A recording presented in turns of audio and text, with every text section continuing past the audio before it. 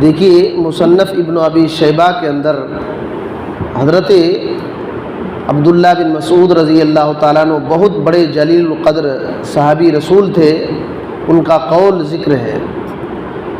انہوں نے فرمایا کہ انک ما دمت فی صلاۃ تقرأ باب الملک ومن یکسر قرأ باب الملک یوشک ان یفتح لہ، کہ بے شک جب تک تم نماز میں رہتے ہو، جب تک تم نماز میں رہتے ہو تو ایسا ہے کہ تم بادشاہ کا دروازہ کھٹکھٹا رہے ہو، دستک دے رہے ہو، اور جو آدمی بادشاہ کا دروازہ بار بار دستک دیتا ہے تو بادشاہ اپنا دروازہ کھول دیتا ہے، قریب ہے کہ اس کے لیے دروازہ کھول دیا جائے۔ تو نماز میں ہم لوگ ہوتے ہیں اللہ تعالیٰ کے دربار میں دروازہ کھٹکھٹاتے ہیں، کیونکہ ہم کو ضرورت ہے، ہم محتاج ہیں اللہ کے، ہم اللہ کے محتاج ہیں، تو دروازہ کھٹکھٹاتے ہیں۔ جو جتنا دروازہ کھٹکھٹائے گا، دستک دے گا اللہ کے دربار میں، تو قریب ہے کہ اس کے لیے کھلے گا دروازہ، آج نہیں تو کل نہیں کھلے گا۔ اس کی جو مانگ ہے، اس کی ضرورتیں ہیں، اللہ رب العالمین دروازہ کھول دے گا اس کے لیے۔ تو اسی وجہ سے ہمارے اسلاف صحابہ کرام رضوان اللہ علیہم اجمعین نمازوں کا بڑا اہتمام کرتے تھے، ان کو معلوم تھا کہ نماز بہت بڑا ذریعہ ہے، یہ اللہ کے دربار میں دروازہ کھٹکھٹانا ہے، اور اس سے بڑھ کر کے کوئی دربار ہو سکتا ہے جو انسان اپنی محتاجگی کو دور کرے، ضرورتوں کو پورا کرے؟ اس سے بڑھ کر کے کوئی بھی دروازہ نہیں ہے۔ اللہ رب العالمین وہ ذات ہے کہ اللہ تعالیٰ کے پاس کوئی ایسی چیز ہی نہیں کہ ناممکن ہو، ہر چیز ممکن ہے، تو انسان کو اس بات کا خیال رکھنا چاہیے۔ اسی وجہ سے ہمارے اسلاف کی جو باتیں ملتی ہے وہ بہت تعجب والی بات ہے۔ تاریخ بغداد کے اندر حضرت وقیع رحمۃ اللہ علیہ کا قول ذکر ہے کہ انہوں نے کہا کان الاعمش قریبا من 70 سنہ لم تفته التکبیرۃ الاولی، کہتے ہیں کہ اعمش رحمۃ اللہ علیہ تقریباً 70 سال تک ان کی تکبیر اولا سے نماز چھوٹی نہیں، تکبیر اولا بھی چھوٹی نہیں، تکبیر اولا جو فرسٹ میں تکبیر اولا اللہ اکبر کہتے ہیں، یعنی جماعت کے ساتھ انہوں نے 70 سال تک نماز پڑھی۔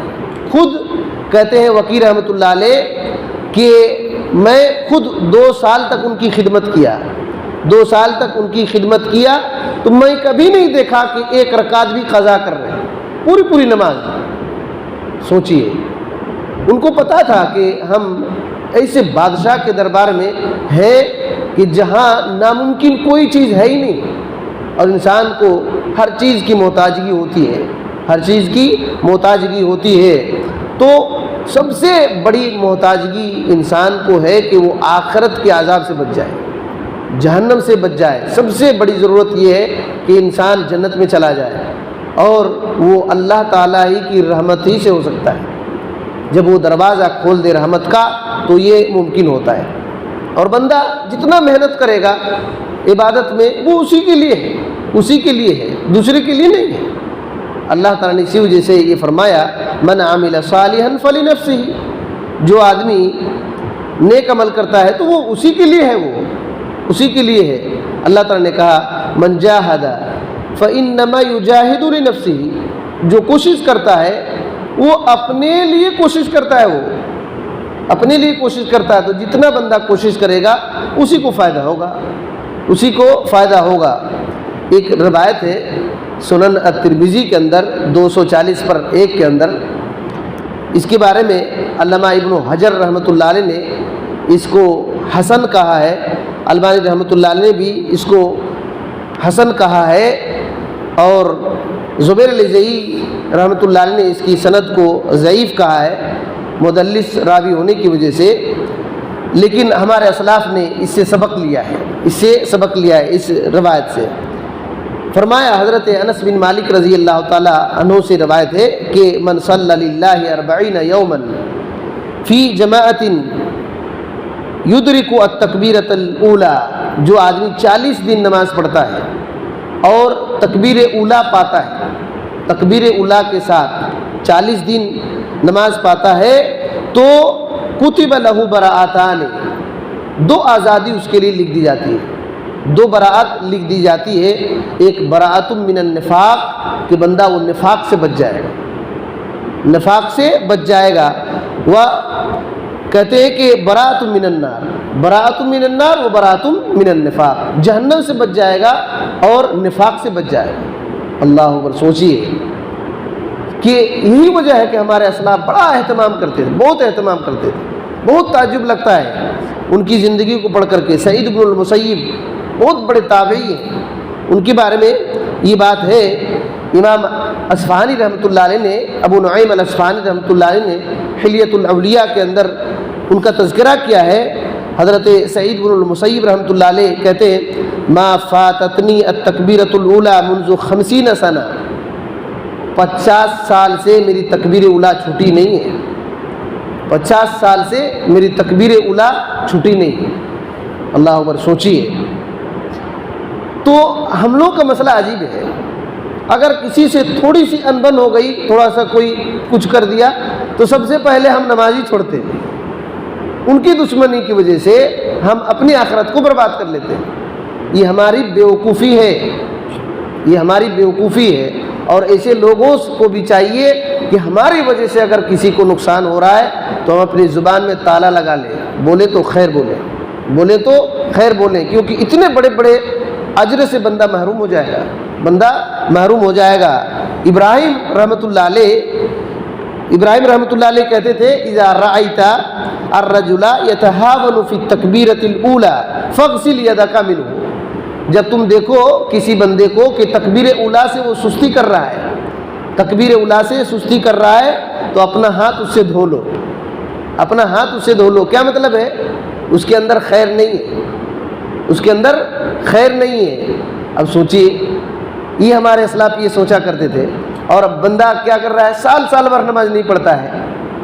ایسے ایسے دیہات ہے بھائی کہ جمعہ نہیں پڑھتے ہیں، عید کی بھی نماز نہیں پڑھتے، ہم نے دیکھا ہے۔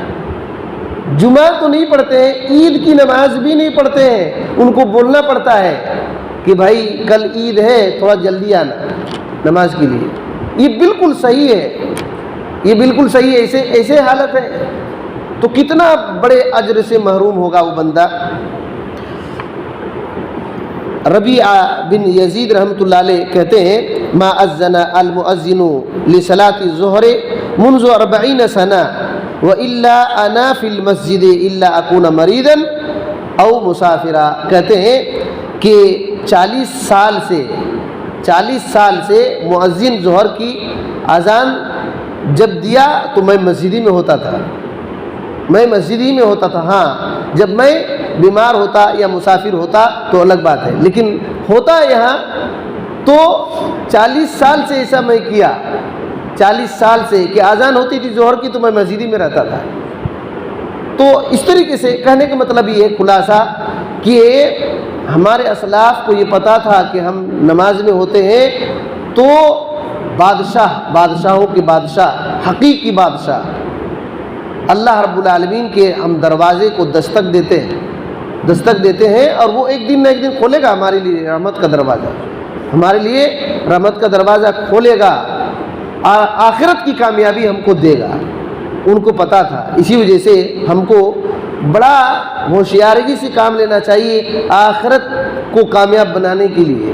اور آخری بات اس سے ہٹ کر کے ہے، حضرت علی رضی اللہ تعالی عنہ یہ کہا کرتے تھے، اس بات کو امام وقی رحمۃ اللہ علیہ نے الزہد کے اندر ذکر کیا ہے، کہتے ہیں اخلاء ابن آدم ثلاث، کہ آدم کے بیٹے یعنی انسانوں کے 3 دوست ہوتے ہیں، آدم کے 3 قسم کے دوست ہوتے ہیں۔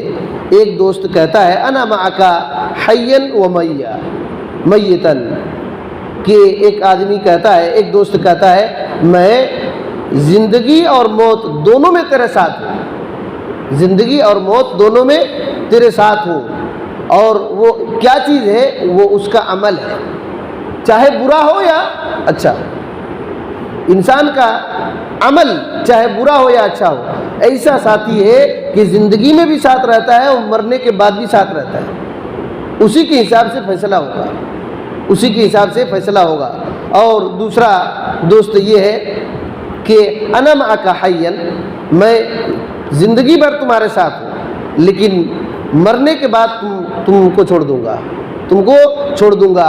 وہ اس کا مال ہے، وہ اس کا مال ہے، کیونکہ کوئی بھی آدمی قبر میں نہیں لے جاتا ہے، مال دولت قبر میں نہیں لے جاتا ہے۔ اسی وجہ سے یاد رکھیے ہمارا اصل مال یہ ہے جو ہم کھاتے پیتے ہیں، صدقہ خیرات کرتے ہیں، وہی ہمارا اصل مال ہے، ورنہ مر جانے کے بعد دوسرے بانٹ کے لے لیں گے۔ تو یہ بات ہے، ہم قبر میں نہیں لے کے جائیں گے، وہ چھوٹ جائے گا مرنے کے بعد ہی، ختم۔ اور تیسرا یہ ہے کہ وہ کہتا ہے، تیسرا دوست، میں تمہارے ساتھ بادشاہ کے دروازے تک جاؤں گا، بادشاہ کے دروازے تک جاؤں گا، اس کے بعد میں چھوڑ دوں گا۔ اور وہ وارثین ہیں، وارثین ہمارے بچے وغیرہ جو رشتہ دار ہیں جن کو وراثت ملتا ہے، وہ قبر تک لے کر جاتے ہیں، اس کے بعد چھوڑ کر چلے آتے ہیں، چھوڑ کر چلے آتے ہیں۔ تو ہم کو دیکھنا چاہیے کہ ہمارا وہ ساتھی جو دنیا میں بھی اور آخرت میں بھی ہمارا ساتھ ہو، اس کو اچھا سے پکڑنا چاہیے، یعنی ہمارا عمل اور برا عمل نہیں، اچھا عمل کو لازمی پکڑ لینا چاہیے۔ یہ ہمارا ہمیشہ کا ساتھی ہے، ہمیشہ کا ساتھی ہے۔ اللہ تعالیٰ سے دعا ہے کہ اللہ تعالیٰ ہمیں یہ سب باتیں سمجھنے کی توفیق دے، اور ہر قسم کے فتنہ، فساد، شرک، بدعات، خرافات، لڑائی جھگڑے سے اللہ تعالیٰ ہم کو بچا کر رکھے، آمین۔